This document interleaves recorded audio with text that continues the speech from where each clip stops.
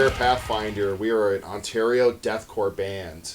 If I had to describe Pathfinder, I would say we are melodic, melodious, harmonious, heavy, chunky. Someone help me. Thick. Thick. Thick. Yeah. Awesome. And how long have you been a band for, and how'd that come to be? I actually have a good answer for that one. I started Pathfinder when I was actually playing with my previous band. I was in APOC at the time, and I just started writing demos, like a lot of demos. So like Pathfinder's been a thing since like the summer of 2021, and it took me a long time to find members that I actually wanted to spend time with and hang out with. You know, people came and went for whatever reason, and this lineup that we currently have. And this is like our good crew here. We've been together for like probably a year, I think. Something like that.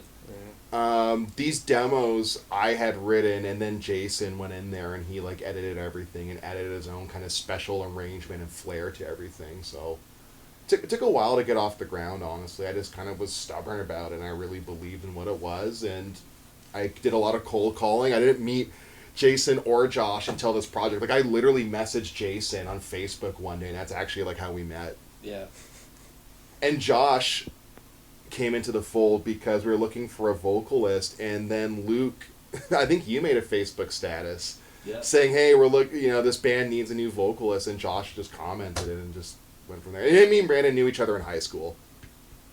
And then I was here with Luke with my other band, and you had just sent over a bunch of demo stuff, and he's like, hey, check this out. And I'm like, oh, I can play bass on that, probably. They need a bass player? And you're like, maybe. And then I messaged you. And yeah. And then I messaged you, and you're like, okay. Let's Here do we the are. thing. The planets aligned. We are. And I caught Jason at a good time. I don't think he was playing with anyone at the time. Because I wasn't playing with anyone at the time. I kind of like dropped everything. Yeah, I wasn't really doing much. I mean, the Animist was still kind of a thing, but not doing much, and then this came along at the right time. I think same with Josh. I don't think you were up to much at the time. No, The planets kind of aligned. I had a brutal death metal project going, and then Wraith Eternal was doing slow stuff, but nothing with potential yet. So I just commented on a request on the comment section, and now I'm here. And we're all friends. Awesome. What is your writing process like? I Starts with Marcus. Yeah, I write bullshit demos, usually on Guitar Pro because I can't play what I write. And then I'll try to make an actual proper demo, but I have some like arrangement and writing quirks, and then Jason kind of smooths things over. He's really good at like adding breakdowns and like variations and stuff like Just that. tweaking things, you know. Yeah, because I do really bad drum programming, so he comes in and makes sure it's like playable and doesn't sound like just garbage. But it's mostly me and Jason for the instrumentals, and then we hand everything off to Josh and Brando. I just say, do whatever you guys want. Yep. And I remember when we were first writing lyrics, Josh asked me, like, hey, like, is there anything that I shouldn't sing about? And I said, no, man, express yourself earnestly. And I think that's what's really cool about Pathfinder. It became a really good vessel to express ideas that I think maybe other bands wouldn't want to express. There's like a vulnerability to lyricism that I think really kind of sets us apart. Or sorry, how would you say music itself drives you as an artist? It's the only thing I care about. You know, it's like I'm being facetious. Like, obviously there's a lot of things I care about, but it's the one thing I'm constantly obsessing over. Of all of my other like passions and hobbies, it's the one thing that like I just can't shake. You know, I went to like music school and I graduated, and look at me now. Like, it is a thing I've done since I can remember, and I just never gave up, I guess. You know, I kind of feel the same way.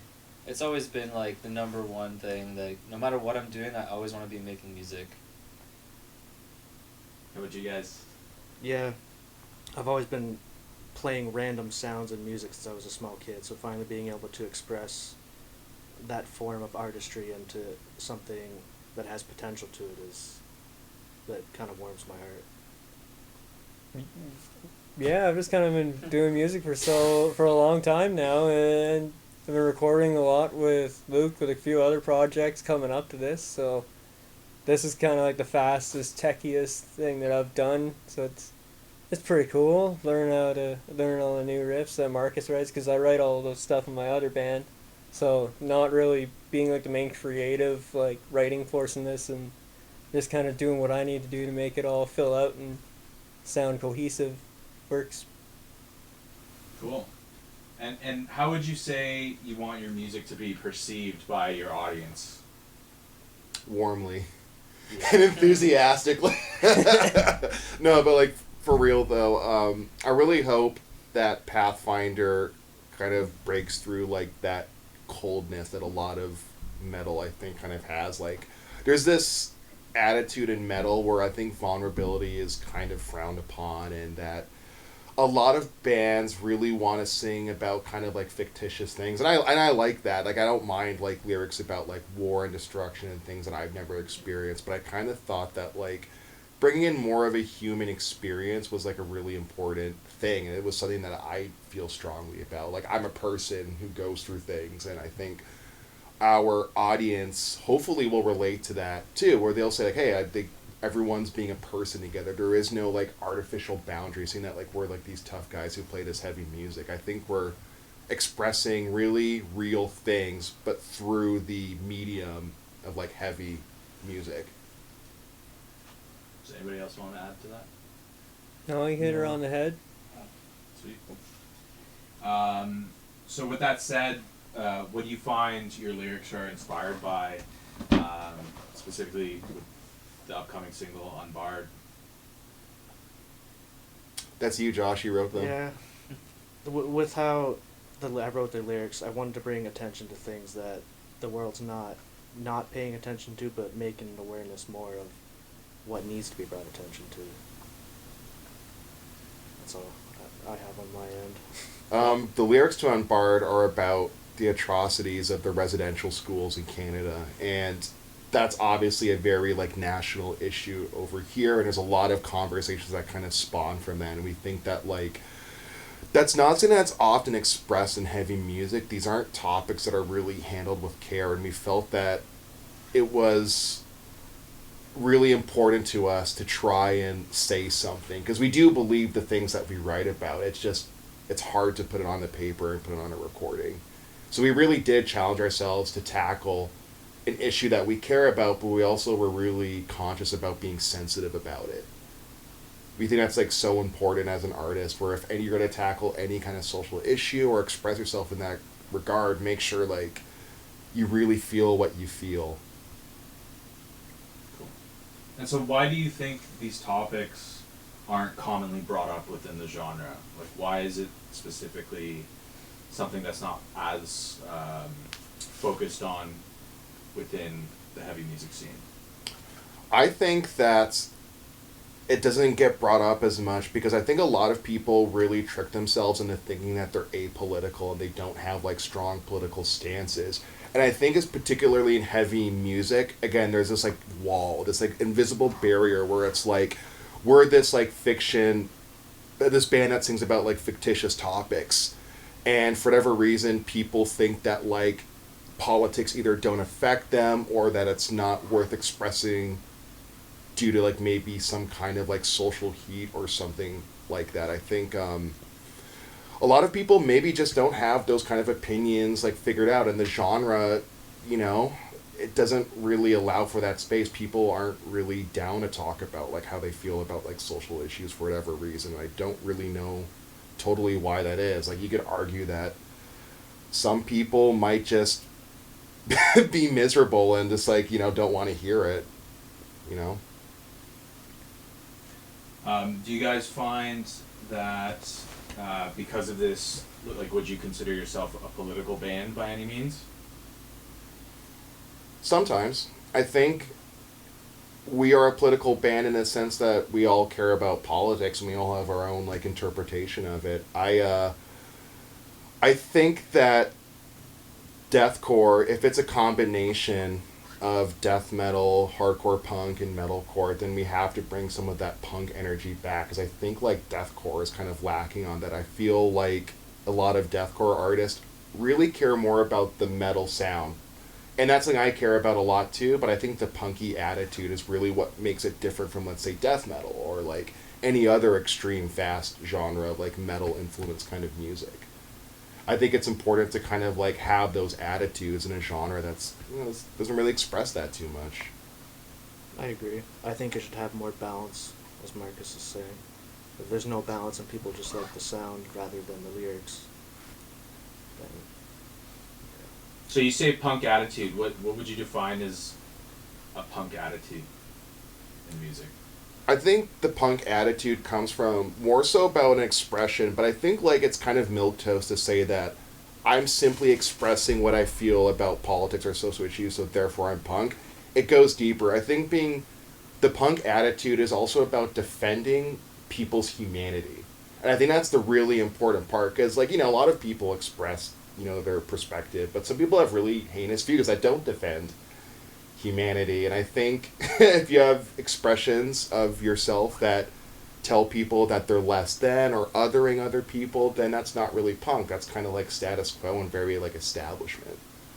And I find that a lot of heavy music kind of like sometimes is very status quo and establishment. Like, I don't know, like, what's Dave Mustaine have to say about politics? Why do people care what he thinks? Like, you know, like in retrospect, you think about some of these bands and what they're actually like singing about, you realize, oh, you know, maybe Dave wasn't saying what I thought he was saying on like the Rest in Peace album. Maybe there's like some weirder messaging in there.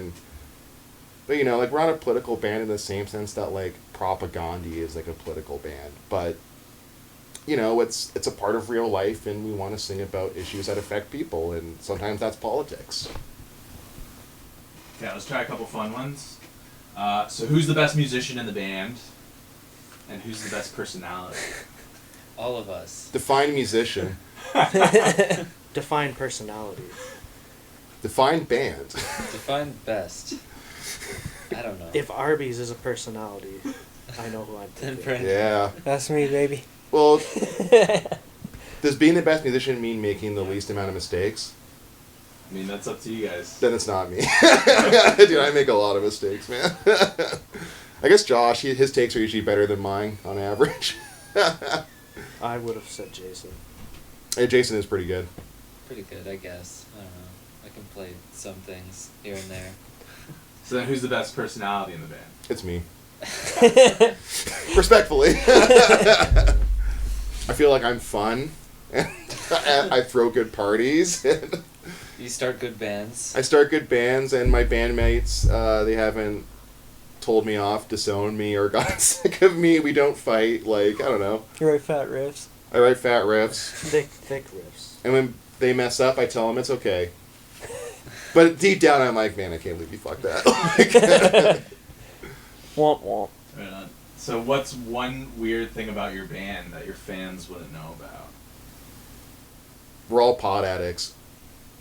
No, don't actually. Don't include that. I'll stay in it. That's the headline right there. We're all pot addicts. Ooh, Oh, the weirdest good one. I don't thing. know. What's a weird thing about us? I would say something like we're all a bunch of nerds, but I think everyone knows that. Yeah. Like, there's no secret. Like, we're all really lame, tame people. You think I'm not a nerd. I'm sorry? You're not a nerd? Oh, yeah. Here we go. He's lying. Yeah, Brandon's the Chad in the band. The rest of us are just a bunch of losers. Alright, so this one kind of, we'll go around the room for this one. So this is the Dream Tour lineup. Oh, shit. So what I want to know is, where do you want this tour? So like, if it's a specific country or continent, whatever. When, and then with who on the lineup. And in Pathfinder's part of it, but you get to choose where Pathfinder is on that bill. Who wants to go first? Start from the left and pass it on? I don't know. I don't know who to pick. Pathfinder, despised icon. Can we bring the boys? Like, is it local bands? It's your tour. Oh man, that's a hard choice. Well, I definitely want to play with Despised Icon. That would be cool. Do the little Canadian tour with Despised Icon? Damn. Beneath the Massacre. Yeah, Despised Icon, Beneath the Massacre, Pathfinder. Bunch of Canadians. Yeah, man. That's good. I like that. Seagrave? Spring Seagrave? Yeah, why not? Yeah, we like those guys. Yeah, man. I'd say Pathfinder open, Beneath the Massacre, Brand of Sacrifice, and then Cryptopsy. And then in Montreal, the Bell Stadium. Sweet. I think for me, I would love to do like an Asian tour with Angel Maker. Angel Maker is my favorite band as far as like contemporary heavy music goes, and I rip them off constantly. And I think they need to know how much I really appreciate them. And the only way I ever could is that. And I've never actually really toured or explored Asia like at all. I used to live in the Middle East, but I've never been to like Japan or China or like Thailand. I think it'd be really cool to play like a country where I don't know the culture very well. Be exposed to new things, because I've toured the States and I love America and I love to go back, but you know, since it's a dream tour. Shout out Angel Maker. Yeah, Angel Maker's the best band ever. Yeah. I would say probably Europe, because Europe's cool. And for bands, I don't know if they would fit together at all, but Lorna Shore and Between the Buried and Me have always been kind of my like all-time favorites and some of my biggest influences for writing music, so that would be pretty cool. Yeah, I want to edit my answer. Angel Maker with Lorna Shore, because I also rip them off a lot. So how about when? Is there a specific season? As soon as possible. Yeah, Let's go ASAP. right now. I'd probably mess up my personal life to make that happen. Yeah, I quit my job. Let's go. Is this like a summer tour? Is this like a winter tour? Man, no one wants 2 to tour weeks. in the winter. Well, it depends what country. Yeah. You go to Texas in the winter, you're fine. Yeah, Well, that's right. I mean, in Canada, we're definitely not doing a Canadian winter Tour in tour. winter so we can get the fuck out of here. Yeah, well, if we do like the western, southern west U.S., it's pretty warm. Okay, fair. Play a couple shows in Vegas and California. They got sun out there. Florida. Yeah, Florida's cool. Yeah. Stay away from the gators. Fight off gators, you know. Awesome. All right, so what's in store for the band in 2024? Singles. And Music, ideally, shows, maybe, at some point. I think our debut show, 100%, probably in the springtime. I'm jinxing it now, but that's probably what's going to happen. But I think we have all these songs recorded, and we're just going to put them out, and we're probably going to be working on new stuff. We have a bunch of written material. I'm going to tease that now. So hopefully we'll get some recordings together. But in the meantime, we got songs coming out all throughout 2024. It's going to be a big year for us. Big things coming. Big things coming. We break up in like 2 weeks. And where can people find you? Everywhere. Everywhere. On the internet. I don't know. Facebook. Well, I run the social media. Facebook, Instagram, YouTube. We haven't made a Twitter. Spotify. Yeah, we are, especially Spotify. Yeah, get those numbers up, guys. Come on. Awesome. What's the handle so people can actually look it up? Pathfinder DXC on DXC. every It's hard to social do. media platform. Deathcore. Yeah, it means deathcore. Yeah. DXC, baby. Yeah. But if you type in Pathfinder on Spotify, it's just going to come up. Don't type in DXC on Spotify. It's not going to come up. Right on. Well, I think that's it. Thank you guys. Yeah.